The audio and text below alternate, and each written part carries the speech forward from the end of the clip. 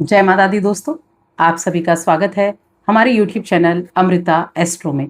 इस वीडियो में मैं बात कर रही हूँ 5 अगस्त और 6 अगस्त के कुंभ राशि फल के बारे में।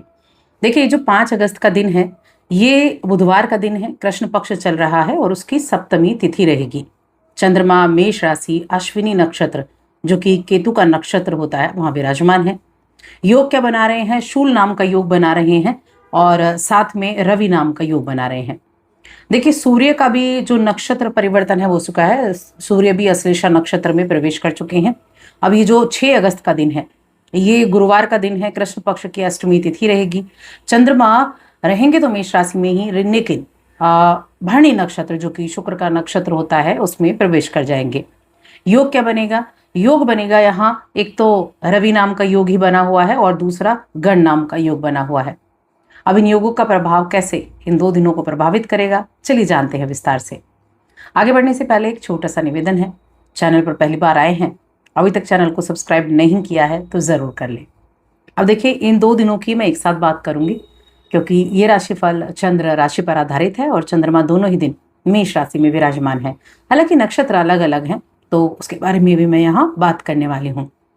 अब देखिए, सबसे पहले अगर देखा जाए तो ये जो मेष राशि के चंद्रमा है ना, ये आपके आसपास के लोगों के बीच में आपका सामंजस्य तो अच्छा बनाकर रखेंगे, लेकिन मन में थोड़ा सा ऐसा रह सकता है कि किसी भी चीज को लेकर ना बहुत जल्दबाजी हो सकती है, उग्रपन हो सकता है। एक होता है ना कि कई बार हम काम को हमने सोचा और फिर मन में होता है कि बस सबसे पहले मुझे ये काम करना है और कुछ बाद में, फिर ना उसका अच्छा सोचना है ना उसका बुरा सोचना है, यानी कि काम करने से मतलब है। तो ये चीजें रह सकती हैं। इसमें मैं आपको कहूंगी कि किसी भी चीज को करने से पहले थोड़ा सा उस पर विचार विमर्श करना और उसके बारे में सोच विचार जरूर कर लेना। आपने जो भी सोचा है उसको पूरा होने की आशाएं बहुत अच्छे से बनी हुई हैं और अपने आप से सबसे ज्यादा अपेक्षा रखें, दूसरों से अपेक्षा रखना छोड़ दें कि कोई व्यक्ति तुम्हारे लिए कुछ करने वाला है या किसी व्यक्ति की वजह से आपको कुछ प्राप्त होने वाला है। ये चीजें आपको अपने मन से निकालनी होंगी, तभी जाकर आपको अपनी ग्रोथ देखने को मिल सकती है। अब देखिए, चंद्रमा आपके तीसरे घर में है और मंगल की राशि में है। पहली चीज तो जो चंद्रमा है ना, ये तीसरे घर में अच्छे माने गए हैं और मंगल की राशि अपनी मित्र की ही राशि में है, समराशि में है। तो मंगल क्या है? उग्र। अब चंद्रमा क्या है? मन। तो मन में अगर उग्रता आएगी तो क्या होगा? मन कहीं लग नहीं पाएगा। तो यही मन को लगाने का कार्य आपको करना है। हालांकि आपके अंदर साहस रहेगा काम को करने का, जोखिम लेने की प्रवृत्ति रहेगी, काम को आगे से आगे आप करना चाहेंगे। कोई भी काम सोचा है तो उसको सोचेंगे कि उसको बस तय वक्त तक आप पूरा कर दें। तो ये कुछ पॉजिटिव चीज भी है इस दौरान।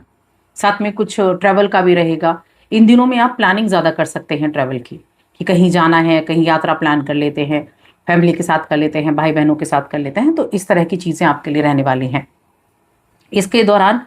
कुछ ऐसे लोग जिनसे आपकी किसी तरह की तू मैं हुई हो, तो उनको भी आप इस दौरान उनकी गलतियों के लिए क्षमा करने के लिए तैयार रहेंगे। ये आपका एक पॉजिटिव रवैया है, बहुत ही ज्यादा शुभ। अब देखिए, इस दौरान ना अगर हम करियर की बात करें, बिजनेस की बात करें, तो सबसे पहली चीज तो इन 2 दिनों में आपको खुशखबरी मिल सकती है कुछ। ये खुशखबरी ऐसी होगी कि जिसके लिए आपने पेशेंस रखा था, जिसके सोच सोच कर आपके मन में होता था कि काश ये चीजें हो जाएं, तो ऐसी ही कोई खुशखबरी करियर से रिलेटेड आपको देखने को मिल सकती है। और ये जो आपको खुशखबरी मिलेगी, ये कुछ उपलब्धि की होगी और इस उपलब्धि को लेकर परिवार के लोगों के बीच में गर्व से अपना सीना आप तान कर चलने वाले हैं। तो बहुत अच्छी ये चीज है। करियर के लिहाज से दोनों दिन बहुत अच्छे साबित होने वाले हैं। करियर में यानी अच्छी ग्रोथ आपको देखने को मिलेगी और कुछ ऐसा परिवार के लिए आप कुछ खरीदना चाह रहे थे, उसके लिए भी बड़ा अच्छा योग बना हुआ है। इस दौरान देखिए, कई बार होता है कि हम ना दूसरों की चीज़ों में इतने व्यस्त हो जाते हैं कि जो हमारे कुछ ज़रूरी चीज़ें होती हैं उन पर भी ध्यान नहीं दे पाते। और ये चीज़ें आपने समझी हैं। ये जो शनि की 7.5 आपके ऊपर चली है, ये आपने समझी है कि लोगों के लिए आप जितना करते हैं, लोग उतना आपके बारे में नहीं सोचते हैं। इस ऐसी चीज़ों से आपने धोखा भी खाया है। तो अब वक्त है कि अपने आप को वहां से निकालें और अपने लिए जीने और अपने परिवार के लिए करने का ही काम करें। ये जो चंद्रमा की हमने बात की, 9th हाउस में चंद्रमा की दृष्टि है, छठे घर के वो स्वामी है, तो करियर में कुछ ट्रैवल जरूर रहेगा। बिजनेस के मामले में कुछ ट्रैवल रह सकता है, हालांकि ये ट्रैवल थोड़ा थका देने वाला रहेगा। हो सके तो अवॉइड करें, बाद में आप वहाँ जा सकते हैं। और देखिए इस दौरान स्वास्थ्य संबंधी दिक्कतें थोड़ी बहुत हो सकती हैं, तो ऐसे में अपनी हेल्थ को ठीक रखना सबसे पहले आपको जिम्मेदारी बनती है, क्योंकि हेल्थ अच्छी होगी जभी तो आप आगे के काम कर पाएंगे। तो हेल्थ का थोड़ा ज़्यादा ध्यान रखें। इसके अलावा अपने किसी विश्वास पात्र से आप सलाह मशवरा करेंगे कुछ ज़रूरी कामों को करने के लिए। और देखिए जब आपकी कुंडली देखते हो तो यहाँ पर छठे का स्वामी जिस नक्षत्र में गया, केतु के नक्षत्र में, दूसरे दिन शुक्र के नक्षत्र में है। अब शुक्र कहाँ है? शुक्र तो राशि बदलकर आपके अष्टम भाव में आ चुके हैं और केतु आपके पंचम में बैठे हैं। तो इस दौरान आपके अंदर ना ज्ञान को पाने की चाह बहुत रहेगी। और ये जो ज्ञान को पाने की चाह है ना, ये आप जहां से ज्ञान मिले ज्ञान वहां से लेना है। दोस्तों को कुछ आता है, दोस्तों को कुछ पता है, कुछ उनके पास नॉलेज है, वो आप उनसे ले सकते हैं, बहुत मददगार साबित होगी। अपने घर में ही छोटों से आप ले सकते हैं, वो भी मददगार साबित आपके लिए होगी। कई बार होता है कि काम ना बड़ी धीमी गति से चलता है, लेकिन वो जो धीमी गति से चल रहा है ना, वो उतनी धीमी गति से जो प्रगति दे रहा है वो आपके पास काफी लंबे टाइम तक उसका बेनिफिट आपको देखने को मिलेगा। धीमी ही सही लेकिन प्रगति होगी। व्यस्त दिनचर्या होगी लेकिन उसके बावजूद अपने लिए वक्त निकाल पाएंगे, खाली समय में अपने परिवार के साथ वक्त बिताएंगे, अपने जीवन साथी के साथ एक शानदार शाम गुजारेंगे इन 2 दिनों में।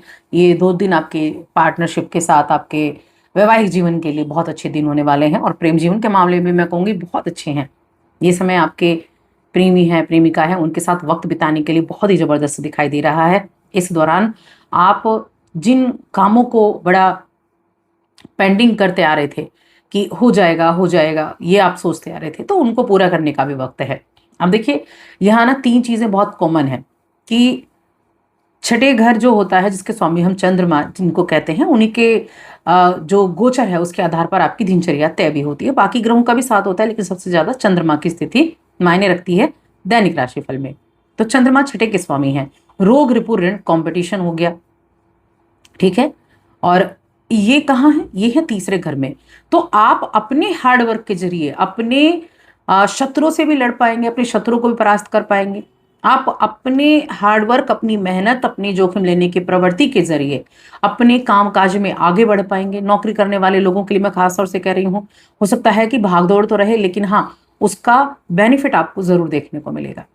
और कोई कंपटीशन वगैरह है और आपने हार्डवर्क किया तो यकीन मानिए उसका भी आपको पॉजिटिव रिजल्ट ही देखने को मिलने वाला है।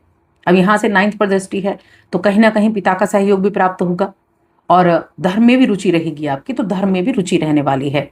इस समय अवधि में आप उपाय क्या कर सकते हैं इसके बारे में भी जान लेते हैं। अब देखिए सावन का महीना चल रहा है और सावन के महीने में भगवान शिव की आराधना तो करनी है, साथ में आपके जो अपने बड़े होंगे ना उनका आशीर्वाद लेकर अपने घर से आप बाहर निकलें किसी भी काम के लिए। आपके जो भी बड़े हैं, आपकी माता हैं, आपके भाई हैं, आपके पिता हैं, जिनको भी परिवार में आप सबसे बड़ा आपके परिवार के सदस्य हैं, उनका आशीर्वाद लेकर निकलें तो आपके कार्य जरूर बनेंगे। तो बस आज की इस वीडियो में इतना ही। वीडियो कैसी लगी कमेंट करके जरूर बताएं। जय माता दी।